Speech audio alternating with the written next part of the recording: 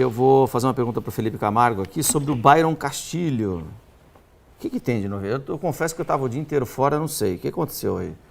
Eu ouvi vocês falando de Byron Castilho. Voltou o Santos, à tona? Na verdade, o Santos, com a chegada da janela, o Santos tem novamente uma perspectiva de tentar esse jogador, porque o Bustos é um entusiasta desse lateral direito. E o Santos precisa, né, de um jogador para posição. O Byron, ele joga de lateral e de ponta direita. Já fez elogios aos montes aí, quando questionado sobre. O grande problema é que o Byron, ele vive hoje um imbróglio, né? Porque a Associação Chilena de Futebol, assim que acabaram as eliminatórias da Copa do Mundo, procurou a FIFA e denunciou de que o Byron Castilho não era equatoriano e sim colombiano. E isso tá circulando, tá nas mãos da FIFA, aguarda-se uma definição da FIFA e Chile e Peru estão nessa expectativa se a FIFA pode ou não tirar pontos do Equador, né? Por causa de uma escalação irregular, caso fosse provado que o Byron Castilho ele não é realmente equatoriano. Porém, eu conversei hoje com um colega jornalista lá de Guayaquil, que até participou do De Olho no Peixe. O Byron, ele não viajou de última hora para a viagem da Sul-Americana, para o jogo da Sul-Americana. Isso chamou um pouco de atenção. O Barcelona de Guayaquil alega que foi problema familiar, mas fica-se sempre aquela expectativa de que o jogador possa estar envolvido em algum negócio. Porque o presidente disse agora em fevereiro e março lá do Barcelona que a venda do Byron Castilho já está planificada, né? É uma expectativa de venda ou nessa próxima janela do meio do ano ou na do final do ano. Então, o Santos, de acordo com esse colega lá de Guayaquil, o Santos, o León e o Pachuca, esses dois últimos times do México, já demonstraram interesse pelo Byron Castilho. É um jogador de seleção. Quando o Santos procurou o Byron, né, no início do ano, algo em torno de 15 milhões de reais era o valor pedido pelo clube equatoriano, que também quis segurar a onda porque entende que o jogador disputando o Mundial no Catar, ele vai se valorizar. O Santos está na espreita, esperando essa situação com a FIFA se definir, mas também receoso, porque se tiver alguma situação contra o Byron na FIFA, o Santos tem medo de fazer um investimento e, eventualmente, o jogador tomar uma punição. O que é fato, Léo? Os equatorianos dizem estar muito tranquilos, porque esse é um assunto que vem desde 2015. E o Byron já provou no Equador que ele é equatoriano. O que acontece os pais dele são colombianos e o irmão, cujo mesmo nome também Byron, ele é também colombiano. Eles são de uma cidade fronteiriça ao Equador. Dá outro nome, né? É como se você tivesse duas filhas, uma Maria Eduarda, outra Maria Clara, por exemplo. Lá, no caso, um é Byron Castilho, o outro é Byron alguma outra coisa.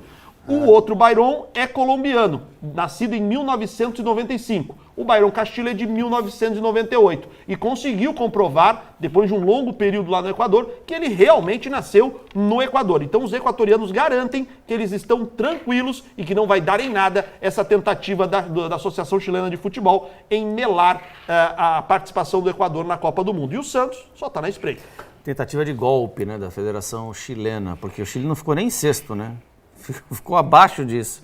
Mas eles querem que retirem os pontos do time do Equador e passem para quem perdeu os pontos. Lá, Botafogo e São Paulo, no caso do japonês. E esses dias eu fiz o jogo do Alianza Lima, né, contra o Fortaleza. Você entra no jornal La República, que é um dos principais periódicos lá do Peru, e tem uma aba do jornal na parte de esportes chamada Byron Castilho, que é para acompanhar diariamente, porque a seleção peruana está prestes a disputar aí a repescagem, novela, né? Virou uma novela. O Peru ficou em quinto e, no caso, seria beneficiado, ele iria direto para a Copa. Da repescagem. Mas aí os chilenos têm até que ver a classificação, mas os chilenos iriam para a repescagem, segundo os chilenos, né? Segundo os chilenos, mas eu realmente não sei. Acho que a Colômbia... Desculpa, Alex, eu não sei. A Colômbia foi o sexto. A Colômbia ficou em sexto. Só que o Chile, se ele receber, porque o Chile perdeu mais pontos para o Equador, então ele acha que ele tem que receber esses pontos de volta.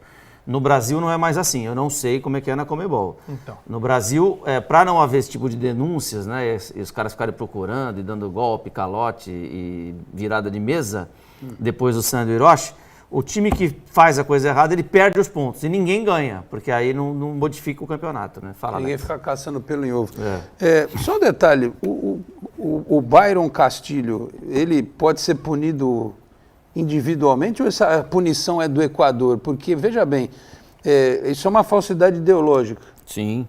Sim. Como a gente já teve, inclusive, caso no futebol brasileiro, jogador gato, gente que tinha RG falsificado. No caso e, dele, assim, eu não sei se considera gato porque não é idade. Não, mas eu estou só comparando assim, a questão da falsidade ideológica. Porque assim, o cara, vai acontecer o que com ele? Ele não vai poder jogar mais futebol por causa disso? Eu não sei, eu confesso a você, não, ele pode ser Alex, suspenso. eu Não, sei, ele pode ser Ele pode ser a FIFA suspenso. pode, além de tirar os pontos do Equador, ele pode punir o jogador, entendendo que o jogador estava ciente dessa irregularidade e defendeu outro país, enfim. Mas isso no Equador... E o próprio Barcelona também. Então, só que assim... Porque a partir do momento que o cara tem um documento irregular, ele jogou irregular, Só não que adianta. como é que isso tudo se resolveu no Equador? Em 2020, a LDU de Quito perdeu uma Copa local para o Barcelona. E a LDU foi atrás desses mesmos dados e denunciou junto à federação, querendo que o Barcelona perdesse os pontos. E foi aí que começou todo o imbróglio lá no país e ele conseguiu provar. A informação até do colega lá de Guayaquil é que no início das eliminatórias o Byron não estava sendo convocado justamente porque estava em curso ainda essa situação. Quando foi definido, ele passou a ser novamente convocado pela seleção equatoriana. Exatamente. E eu, se fosse torcedor do Santos, não sonharia com Byron Castilho. Até porque o Santos não está sozinho, né? Tem 2 clubes mexicanos que têm interesse e não duvido que o Barcelona vai fazer um leilão. E se o Byron ainda for para a Copa do Mundo, é possível que valorize. Agora, o Bustos pode ser um peso, A informação que eu tenho é que o Byron Castilho gosta muito do Bustos, a relação dos dois é uma relação muito boa entre as partes e há um desejo pessoal do Byron Castilho de jogar no Santos, isso desde a primeira investida, que ele tentou até de alguma forma forçar a ida dele para o Santos, mas que o entendimento do Barcelona de Guayaquil era a valorização, principalmente em relação à Copa do Mundo.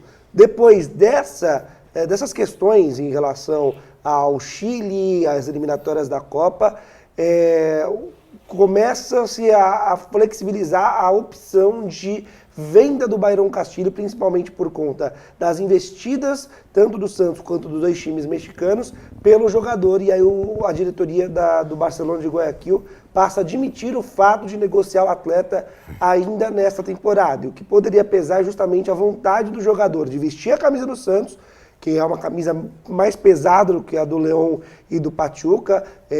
O jogador entende a importância dele jogar numa camisa do Santos e o fato dele ter jogado com o Bustos, ter um bom relacionamento com o Bustos e ter sido um pedido do Bustos, o jogador sabe que a tendência é que ele vá para campo, que ele jogue, e jogar com a camisa do Santos para ele seria um peso muito grande na carreira. Inclusive, até um jogador que muito possivelmente vá para a Copa do Mundo, mas chegaria até mais com um peso maior, com uma tarimba maior para o Mundial da FIFA, que vai ser disputado em novembro e dezembro.